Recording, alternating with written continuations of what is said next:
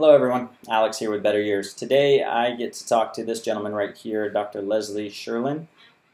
He is the co-founder and chief science officer of Sense Labs. He is also the co-creator of a product called Versus, and he is an expert in the brain training industry. So today we get to learn a little bit about this, but we also get to learn about the industry as a whole, what it's doing for us, what we can expect in the future. And we'll get some takeaways from this, like what we can do in our daily lives, what routines and health tips and habits we can incorporate in our lives to get the most out of our brain. So here we go. This name keeps popping up. If anyone's out there Googling brain training, it seems like your name is becoming pretty synonymous with brain training in this industry. Probably a lot to do with Sense Labs, a lot of press around Versus as a product and a software. From what I've seen, it's very cool stuff. So why don't you kind of introduce brain training as an industry, maybe as a status of the industry, and touch on kind of the connotations maybe some people have with EEG, brain sensors, and neurofeedback and that kind of stuff, and give us kind of an overall picture and where you see it going. Wow. Okay. So there's a lot of stuff in there. So yes. As we get going a bit about it, but the idea of brain training is really coming a long way because previously, I would say, even so short a time frame as 5 years ago, when you would say, what is brain training? It was either people had no concept of it or had never heard anything. They just weren't terribly knowledgeable about it, or it seemed very medically oriented because it had the word brain in it. And then things started shifting. A lot of people began to get interested in the idea or concept of brain training because of our predominantly aging population. And so it's becoming more interesting to people to start looking at how to stave off memory problems as a first step. So that really started to open the doors. Then there was a lot of interest around concussion evaluation and management, and so it was just really increasing the awareness of brain health in general. And now, when we say something to the nature of brain training, it's not a foreign term to people. They kind of have an idea or an awareness, or at least some preconception, whether it's accurate or not, that there is a brain and that we can do something to enhance its function or to prevent bad things, deterioration, and to increase well-being from a brain standpoint. So that culture is kind of shifting a bit, where previously it was just you had what you had and that was all there was to it. It was kind of, we thought it was out of our control. So it's kind of been shifting across the past 5 to 7 years, a lot with the introduction of technology, cognitive games, a lot of products coming out that are either intended or purport to enhance your ability to do a particular function or increase your memory and those types of things. So the advent of everyone having a portable smartphone or portable device is really putting it in the hands of a lot more people. And so the concepts are there. Now, the variant of what we call brain training and how we tackle that problem or input it is more physiology-based rather than skill-based. And that's one of the big shifts, or one of the big differences in the camps, if we can use that term, of brain training. So there's the things you can learn to do better, and therefore you develop a skill. And then there's the things that you can do to change the physiology or the organic nature of your brain. It's neurons, it's cell structure, those types of things. And that's really the domain where we like to focus our attention right now, around just building that physiology than developing a particular skill. Gotcha. So I'm on a article in the Post game about boosting athletic results. So when we talk about brain training, it's not so much a issue, disorder, disease-oriented philosophy and practice. It's more for cognitive performance, controlling things like stress and fear in athletes and in everyday people, and getting the most out of your brain. So I watch some of the videos, and I'll post some of the links to some of the YouTube videos and some of the stuff that's going on, some of the athletes that have used it, and some stories around that. But essentially, when I'm training my brain, I will put on this device that measures the neural impulses, measures the electricity going on in my brain. And with that device and the connection to some of the, we call them games, which they are essentially, but I'm actually controlling the game with my brain. And there are positive reinforcements and negative reinforcements during the game that tell me, as the player of the game, that my brain is either acting too fast or losing focus, or I'm in the right frame of mind, I'm focused, I'm at the right speed, the right neural impulse speed. Is that sort of correct? Yeah, more or less? Yeah. That's exactly, the concept there is exactly accurate. It depends on the individual what the particular task that we're wanting to train the brain to do, but the pitch that I always tell people, my elevator speech, so to speak, is that the brain makes electricity, which is novel for a lot of people. They're unaware of that, but that those electrical patterns shift or change depending on what you're doing. And so each time you're engaged in a task, there is an electrical signature that manifests. And that's what we're capturing, is one of those electrical signatures. And then having evaluated thousands of elite performers, we know how that should shift when you're performing at the highest level.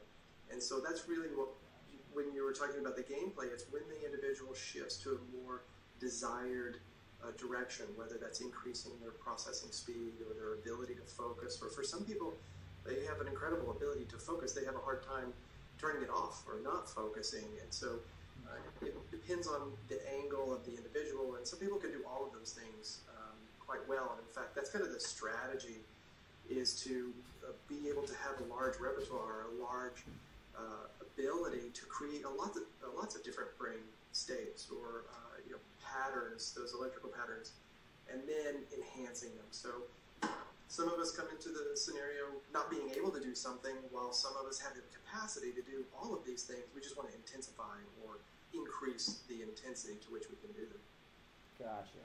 So brain training is happening right now with everyday people that simply want to have more control, and more cognitive ability, function, getting the most out of their brain, as well as on the far side, the high performance athletes that everybody may think are doing everything correct. Maybe they have ideal physical abilities, strength, etc., speed, athletic abilities, but there's some things that we can tweak inside their brain to get them even further down that line. Okay, that's great. Okay, so we went through some of the stigmas of the industry and talked about how brain training is moved from reactive, from treating issues, to more looking at the brain as it sits in what maybe was considered a healthy state, and seeing if we can really push that to its height. So next thing I want to really get into for about 10 minutes here is two case studies that were mentioned. You touched on sharpening focus and performance and cognition, and then you mentioned stress management. So if you could just touch on just maybe one quick case study without naming names or anything, but just mention somebody that came in with stress, anxiety, if it was a CEO or someone at the top of their game, and we're dealing with stress and anxiety issues, and how brain training maybe kind of corrected that first. Any of those case studies come to mind? Yeah, I mean, it's funny, there's so many. The reason why, in fact, we kind of focus on those two aspects first, of stress and focus, is because that's something that touches all of us. No matter what our job is, no matter whether we're an elite athlete or we're, a stay-at-home parent who's just managing, taxi service for our kids. That's those two pieces impact every person. And so almost singling out a single person to exemplify that is a bigger challenge than describing it. But yes. Practically speaking, we have the people who have been most, the early adopters, we'll say, the people who have embraced both the technology as well as the idea of being on the edge of training performance in for the brain aspects are in both athletics and corporate world. Those are really strong markets that have really embraced technology and the ideas. So, there's a particular business person who kind of comes to mind, pretty nondescript, high-level individual at a senior position in a company, and having problems really effectively communicating, and that was really one of his primary concerns. And so it kind of falls into both this focus and stress world, because upon presentation he perceived his ability to not focus as the primary problem, and he thought that because of his being easily distractible, particularly in preparation for managers meetings, board meetings, those types of things where he had to input and kind of lead the group.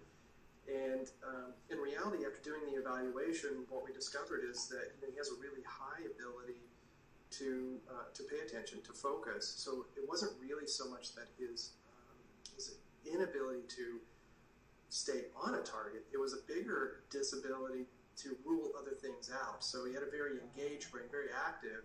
And so it wasn't that he was, like we typically think about the inability to focus, we think that the mind is somehow blank, that there's nothing going on and we can't hold a single thought for a period of time.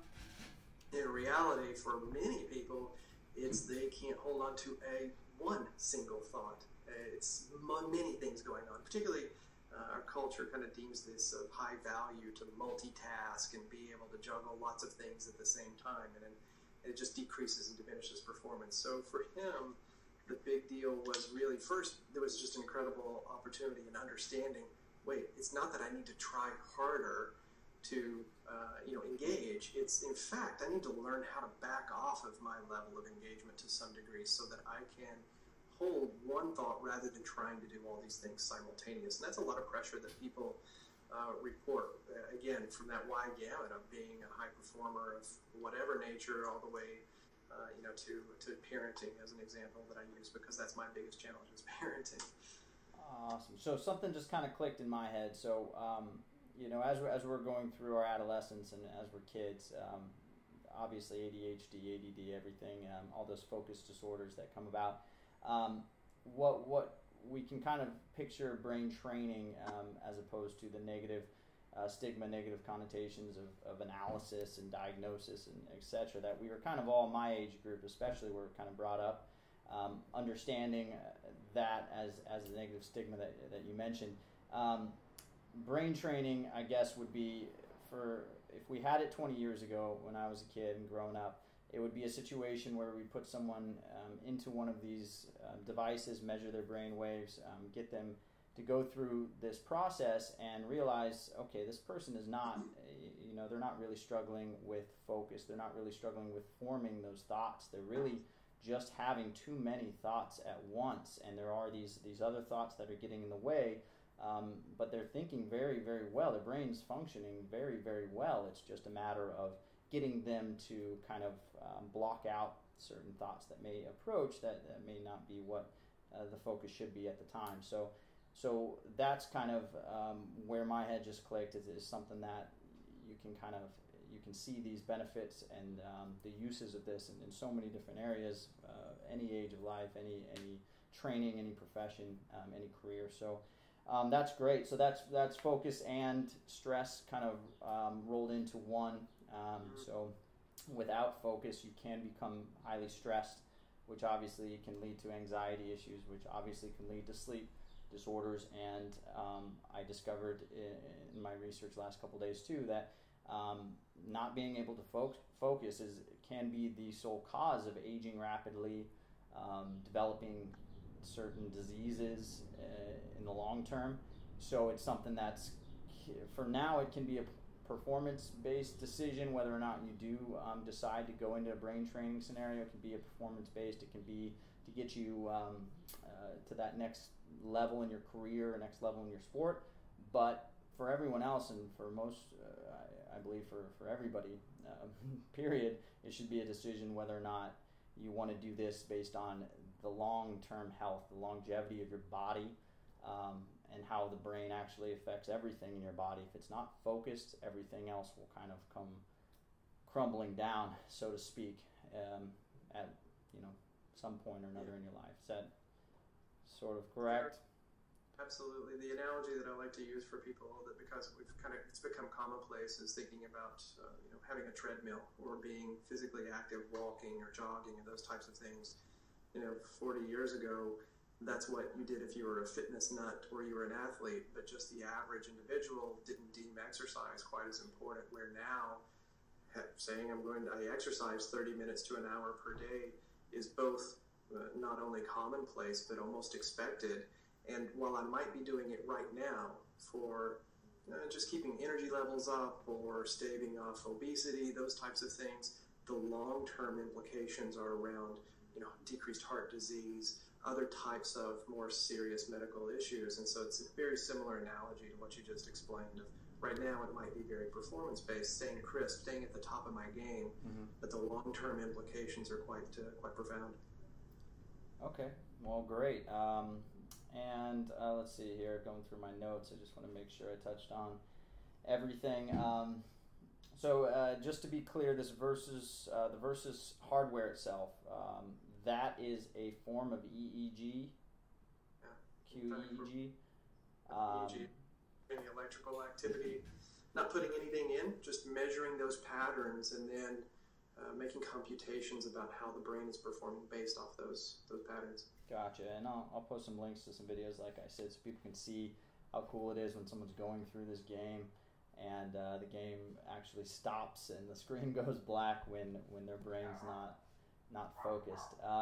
Okay, so let's see how we are on time. So it's getting to be about 1:30. So let's see. So the last thing I want to touch on, it seems like, and again, in the research that I've done, when you search a keyword like brain training, I get various experts popping up: neurologists, neuropsychologists, psychologists. I think I even saw a chiropractor pop up when I pulled up the brain training keywords. So can you touch on you touched on the status of the industry, but maybe internally from the professional levels, anyone that would be really cool to mention, if you know anyone or know any professions that are using this in a way that we wouldn't expect it to be used, if that makes sense? Yeah. Well, anything comes to mind? The only thing that, again, it's every person who touches mental health issues is now becoming increasingly familiar about the opportunities of, recommending this to their clients or patients, depending on what the severity or level is. It's one of those things where, increasing the capacity and the efficiency of the brain's performance is helpful to every person. In fact, sometimes they'll say, well, who's brain training good for? And like, every person who has a brain. I mean, it's just one of those things that is really good for everyone. It's just a degree of benefit that they might achieve or how it might impact their life. So, I think it's interesting that now, for a long time, mental health professionals have both implemented and utilized, in fact, the operant conditioning of the EEG, what we're doing, this brain training, in their offices. And so for them, it's very commonplace. It's been around for a while. They're aware of it and have been utilizing it. But it's broadening now, not just in healthcare applications, but into physical trainers, rehabilitation specialists, occupational therapists. We have coaches and teams. I mean, these are people who are, interested in athletic performance only, but are now finally able to capture some objective information about the individual that they're working with. So now, athletes and other individuals in those types of domains have certainly been interested. Human resources managers or people operations, whatever that means in corporate wellness. They know that the mental contribution to work or performance is very important and essential to being effective. But there hasn't been a lot of opportunity for both objectively measuring that. And then what do we do to tell them to get better? Just have them play more Sudoku or give them more time off or paint the walls bright colors? Like, there's been a lack of opportunity for people to do. Yes. And we all recognize the benefit, but we want to do something about it. And so the widespread adoption has really kind of been surprising outside of the people who you would traditionally think of being interested in brain health. So that's been kind of been fun, actually. Yeah, so companies and cultures, teams, everybody can kind of stave off and save themselves from more severe issues down the line, or even maybe correct some problems that they tried other avenues to correct and just didn't get corrected with brain training. So that's great.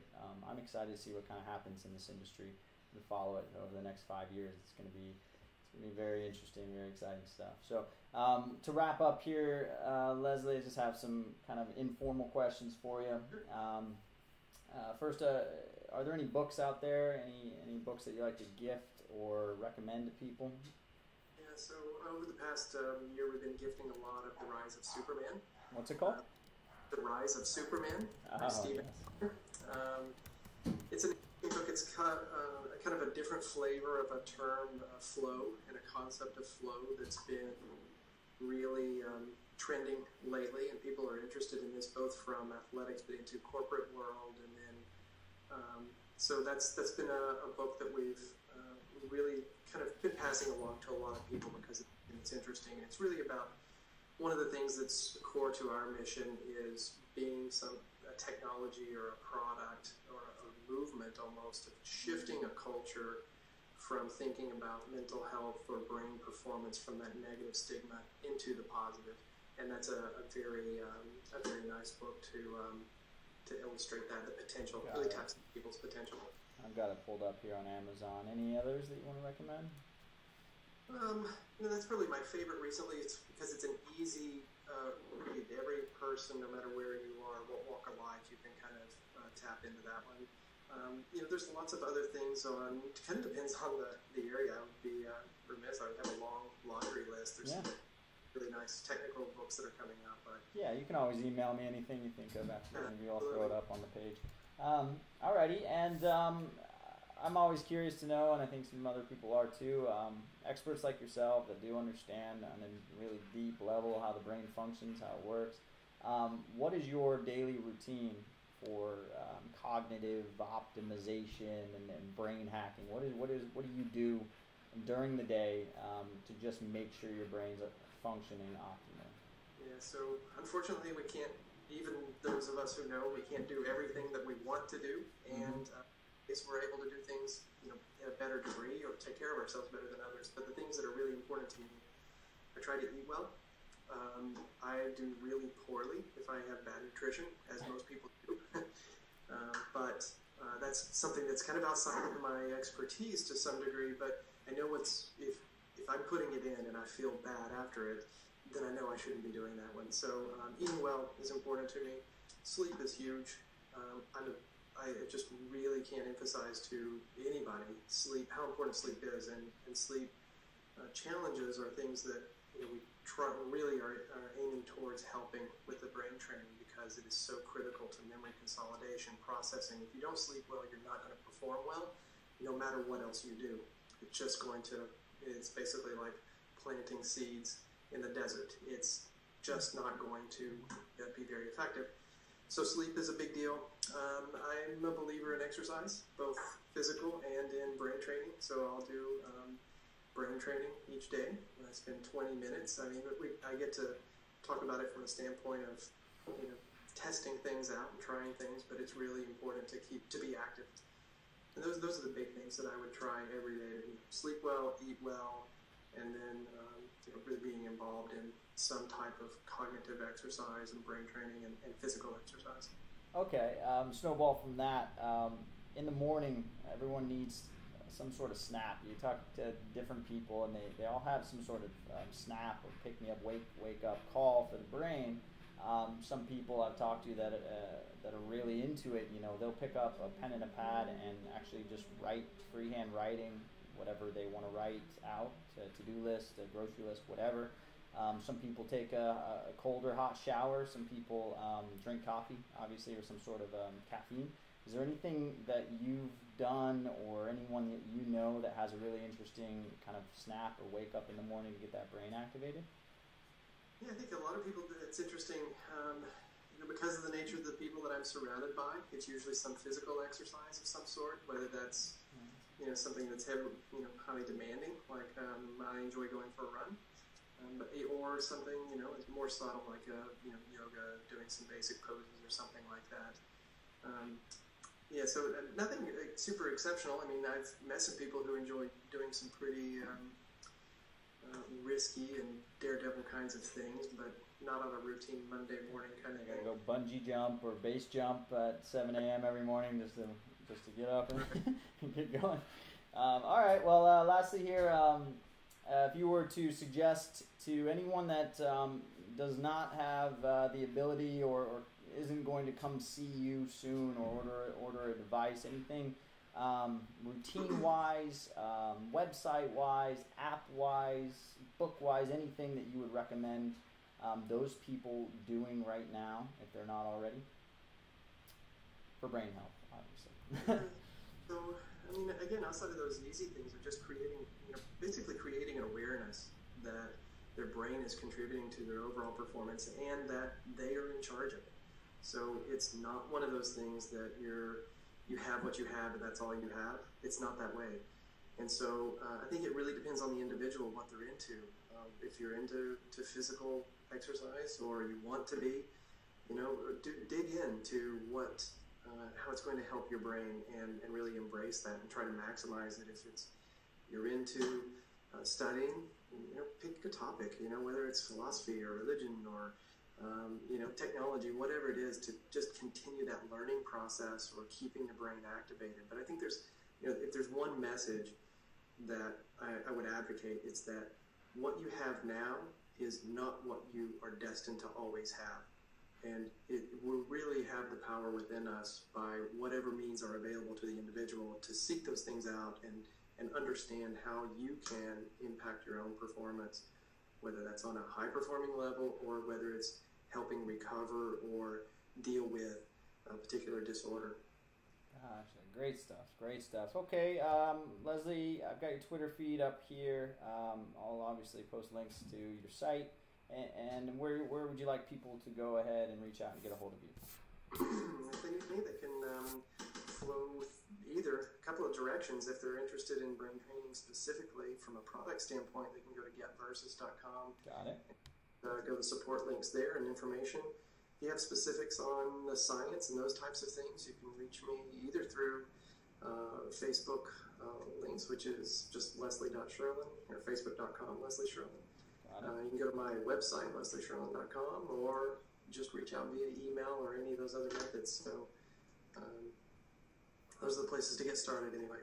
Perfect. All right, Leslie. Well, thank you so much for the time today.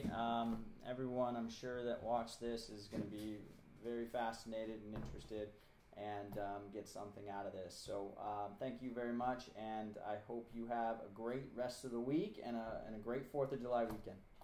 Thank you. You too.